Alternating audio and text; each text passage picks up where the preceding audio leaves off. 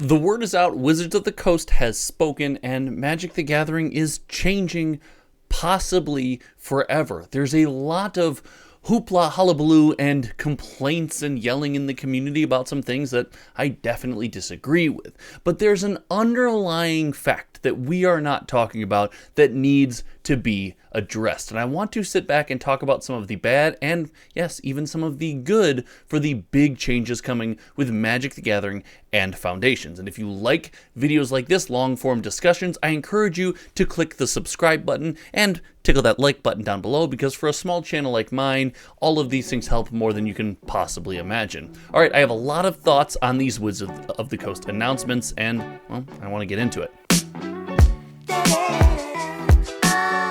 I want to stress, the opinions in this video are of mine and mine alone. I've been around Magic the Gathering for the better part of 2 decades, and I've seen a lot at this point. We've done a lot of content on the channel about Magic, the community, the features, the future, and everything in between, but this one feels different. So if I seem passionate about anything we discussed, and even if you disagree with me, don't be afraid to let me know in the comments section below. We can have an open conversation about these things, and I try to answer every single comment that I have the chance to. But Magic the Gathering at MagicCon Las Vegas was, well, it was kind of a bombshell this year, and all of it was centered around announcements regarding the latest Magic the Gathering set, Foundations. The set is set to drop in mid-November, and it's something I've been very excited about. The idea of a centralized product to base a format like Standard around and give cards longevity for people to come in and enjoy is something that I think is not only needed in the Magic community, but is going to go a long way. But it didn't just stop with Foundations, some spoilers, and yeah, sales data, which we will be talking about on the channel as we collect every single sold listing of sealed product for major releases on TCG Player. But we also got an insight into Magic design and how things are changing. And I want to kick it off with the big one. Yeah, that's right, Uni versus Beyond. So instead of the compliment sandwich here, we're going to start with something I actually think is kind of a negative. Uni versus Beyond coming to Standard, it's less important that it's coming to Standard, but more that it's going to go through the regular Magic the Gathering life cycle is something that feels weird to me. When Uni versus Beyond was pitched, it was a way to add spice, flavor, and IPs to Magic's most casual and outgoing format, Commander. This was the way to bring more people in to Magic the Gathering, and frankly, it was a massive success. Warhammer Commander decks, Fallout Commander decks, Uni versus Beyond Lord of the Rings. I know that one went straight to Modern, and it did seem to work. It was the best-selling set of all time, but having these sets go through the traditional life cycle, to me, feels weird. But I will admit, that doesn't really matter, in my opinion. I think this was almost always going to happen. This is something we should have seen coming. And while, yes, I am still a person who, personally, me in my basement and the way I play Magic, would prefer if Uni versus Beyond doesn't exist, it doesn't break Magic for me. Magic to me is all about the game, the interaction, the plays, the deck construction, things like that, more so than it is the name on the card. I've never necessarily resonated with any character to a point that I just felt the need to get on that. We'll leave that to my Pokemon collecting and massive PSA submission. Oh, I'm so stressed about that, but I digress. This Uni versus Beyond flowing through Standard, it's a weird change. I think it's going to cause a problem, but it does pose a problem I have with our community and our complaining. I have been told for the better part of 2 years that as Wizards of the Coast attempts to bring back Standard and makes all these changes that I think have been relatively positive in an effort to bring Standard back and make more and better use out of Magic's most recent cards and their latest sets, I've been told that it can never happen. I'm never playing Standard. It's too expensive for any parade of reasons. I'm only ever playing Commander. You, for wanting to play Standard, are dumb and wrong, is essentially what I've been yelled at for years and years and years. And now that we're having these things flow through Standard and pioneer a format that I'm a big fan of, but isn't necessarily the most popular in the general Magic community, everyone is up in arms about, I can't have Uni versus Beyond in my Standard. This is ridiculous. They're polluting my Magic. They're ruining Magic Gathering, except it's just going to be Uni versus Beyond sets in Commander if that's the way you enjoyed Magic. Listen, if you're an avid Standard pioneer, or Modern was already a little bit tainted, but Modern player, and it's not something you wanted, I would tell you that, much like me, you should have seen this coming. You should be ready for it and know that the beautiful game that you love and that we all enjoy playing is still there, even if it's not an IP decision we agree with.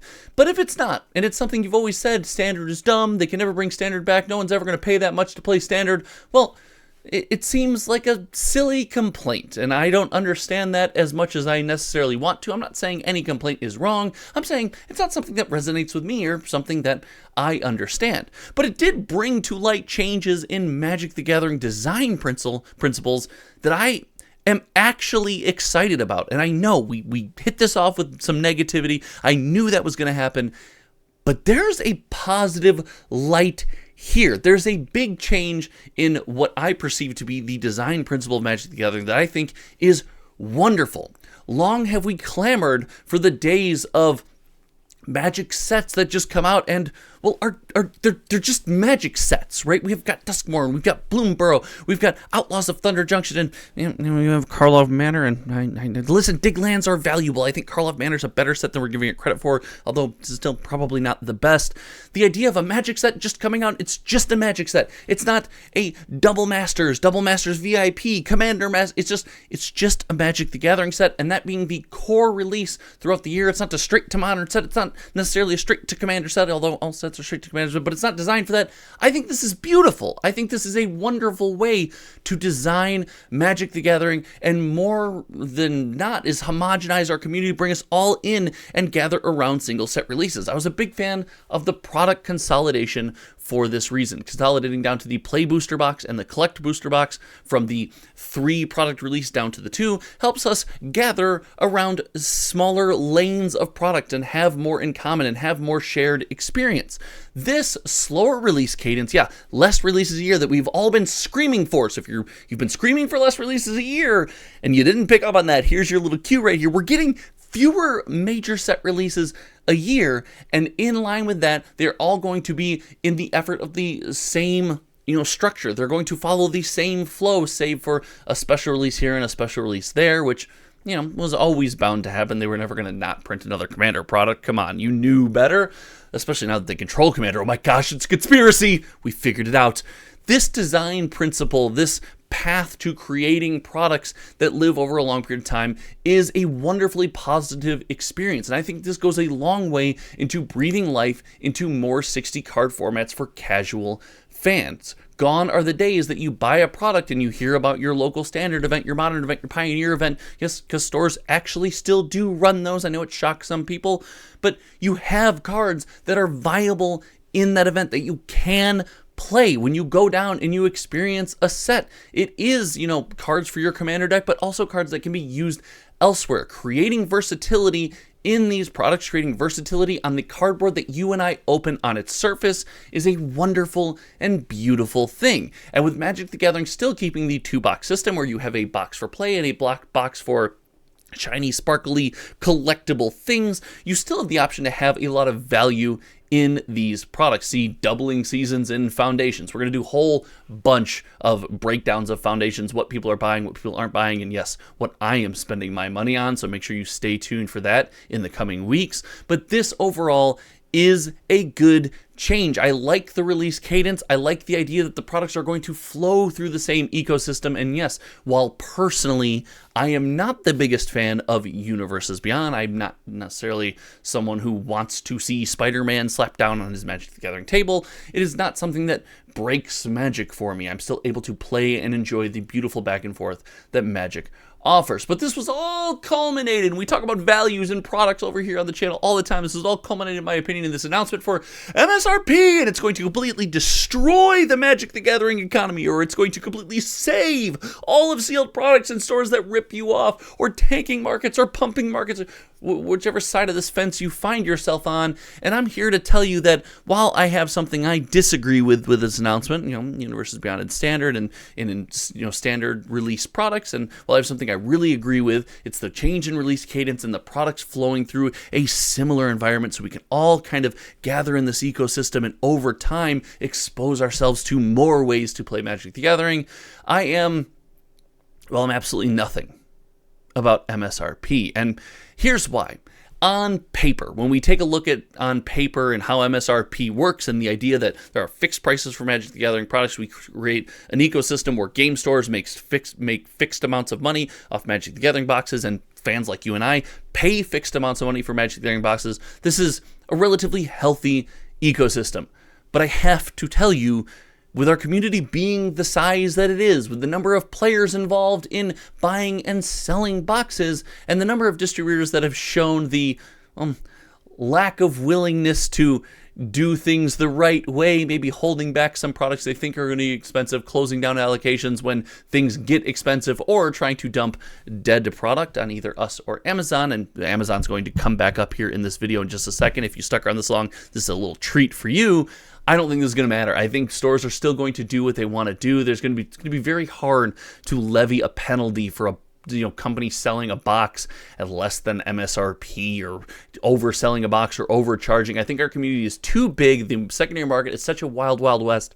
There is absolutely no chance that this makes that much of a difference. And store here, store there, a couple people get dinged, a couple people have some violations. All in all, I actually don't think it's going to matter. And I know that's probably not the majority of people's opinions. People see prices on something and they freak out, but let us wait. We talked about this in Play Boosters, and I'm going to leverage a bit of my credibility here. We said, hey, Play Boosters are going to be cheap if the product is bad, and they're going to be more expensive in the product if the product is good. And go ahead and take a look at the cost of Karlov Matters, Modern Horizons 3, and Outlaws of Thunder Junction, Bloomburrow, and Duskmourn Play Boosters. They seem to follow this model of the better the product, the higher the price, the worse the product, well, the cheaper you're going to get it. That is the way Magic has worked for the better part of my time in the space, and I don't think this MSRP announcement is going to change anything. But I'm going to dive deeper on these topics throughout the coming weeks. We're going to dive deeper into Foundations, what it's going to do for Standard, and all in all, I actually think if you want people to start playing 60-card Magic, especially Standard, the way to do it is make all of the products that you release, make everything that anyone might stumble into a store and buy, available for play in that arena. Yeah, Pioneer coming to Arena. Finally, I did a video about this like a year and a half ago. It needs to happen. It would be huge, and well, frankly, I'd play it all the time. All right, thank you so much for hanging out. Let me know your thoughts in the comments section below, and if you stuck around this long, YouTube's going to suggest some videos that I did down here for you to possibly watch, so maybe click on those. All right, thanks for hanging out. Until next time, you all know me. My name is Josh, and we'll see you around.